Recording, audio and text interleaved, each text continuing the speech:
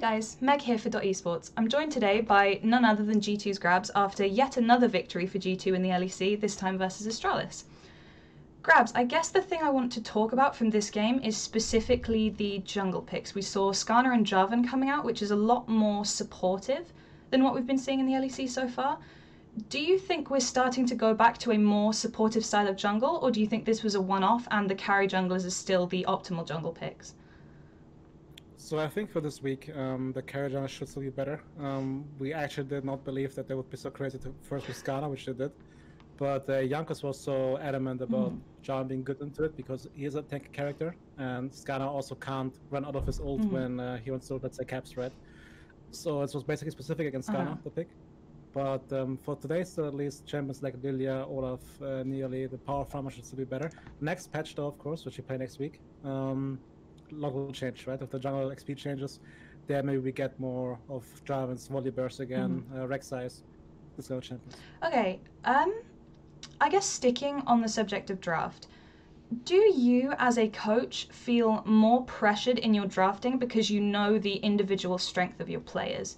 Obviously fans know what the G2 roster is capable of if they are able to perform at their full potential. Do you feel like that puts you under more pressure to provide them with the tools to achieve that full potential? I wouldn't say pressure, just a different kind of drafting where we consciously go less for comps or like make a cohesive draft and give these tools to players instead and say, Caps, you can go Echo if they have double AP in the jungle, and you can play this kind of champions if you want to, right? To harness this power of the players being really good. This can often backfire. Then ultimately still it's my fault for not putting a lot of cohesion to the team, but we do it consciously. Yesterday, for example, we actually offered one of the choice of going something like Quinn again into Renekton, but he actually felt that the grass pick was the best on the spot, which surprised me because usually he tries to visa himself out of tank picks. So he was really sad that he had to pick it, but he did anyways. So I was happy with that one. But I wouldn't say it's pressure, no. It's just a different scenario I'm working under than other coaches. Okay. And I think the G2 culture is very interesting because obviously you mentioned yourself, like sometimes there's errors in draft and the community and your players have no issues memeing you when those picks come through. How do you as a coach create a team environment where players are okay with memeing each other and having memes directed at them, but there's obviously still a great amount of respect for each other and for you on the Rift? Basically, it's not a culture I create on my own, naturally.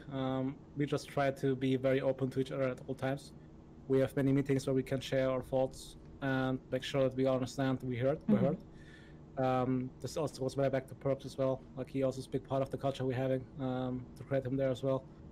To make sure that, again, we all know we're the best, right? I think also it's easier after winning 2 splits in a row and being this very strong team to accept that you can lose a game and be fine.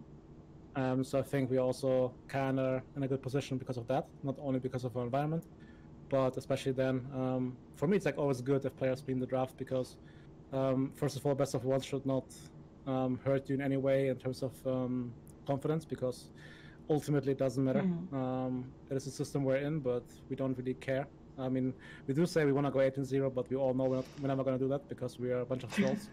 And since we win the first game, we don't really care if we go 12-6 or 55. It's whatever to us. So there's no reason for us to get stiff about it and take it too serious. And draft also is irrelevant in a way to how we see the game play it, right? Macro doesn't change. We can always say the draft was bad to win, but we still played the macro correctly, and that's the important step, the important part of BBU. So for playoffs, usually we clean up our drafts as well, and then we really know what we want to play.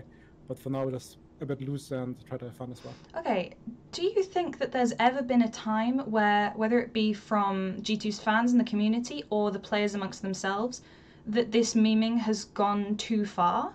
Or do you think there's always that balance of these players still respect each other even if they're able to make jokes at each other's expense? I never felt like there was actually disrespect in this team, and I never felt somebody thought that other players not as good as the rest of the players. So, especially the meme from outside does not really matter. Like whatever the G2 Esports Twitter does, like we don't care. They can tweet what they want, fans can tweet what they want, and that's again because we have this very open relationship, right, where nothing is left under wraps. We talk about everything, and therefore there is no chance for any negative feelings to exceed and grow. If somebody has a bad week, we talk about this. You can often say, I just had bad sleep, or I didn't feel good, and then we know, okay, it's not how you usually play, so just had a bad week, it's fine. We go next. So this open environment that we fostered over the years also helps in that regard, so that these memes kind of got to us, really. Okay, something you mentioned earlier that I thought was quite interesting was we don't care about going 18-0, because I think that's something that G2's been really transparent about, is the fact that your guys' sights are set on international success. It's set on ultimately a World Championship title, and your domestic performance, if you are able to avoid burnout in your players, is not something that is as crucial to you. Winning every single game is not as crucial to you. If winning every game in the LEC is not essential, how do you set goals for yourself going into each week? If the ultimate goal is not just to win, it's to learn, how do you create goals that you can meet week in, week out in the LEC? I did say we don't care about going 18-0, but we inherently still want to win, right? These players still on stage, go there, play the games, and want to win the stage, of course. So the goal basically is just still to... We always say get to playoffs. We wouldn't care if you're 6th seed, because we know when it comes to best of 5, you're probably gonna win.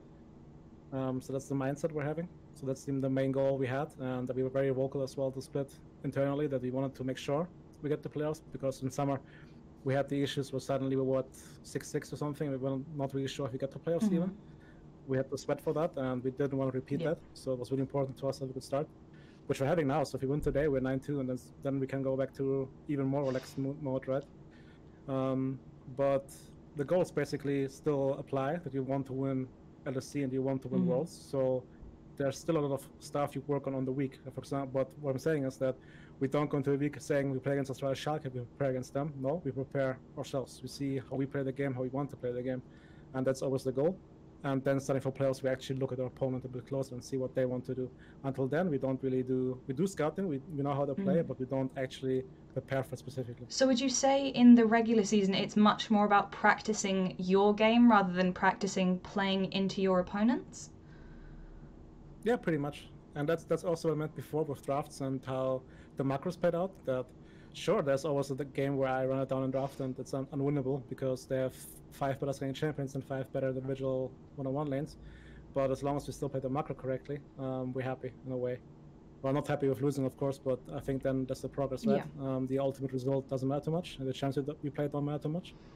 And that's something we look at. For example, we learned our lessons from Worlds where we play on jungle, like teams like Damwon and the Chinese teams are way better than us, and we try to replicate it in a bit and see how we play on Jankos a bit more. Doesn't work out often because he still likes to gank a lot, even though he should farm. But that's just stuff you can look at even if you win or lose. So that's mainly how we approach the regular season. And then again, as I mentioned, for playoffs, it's going to be a bit more opponent specific to make sure we don't lose the best of 5.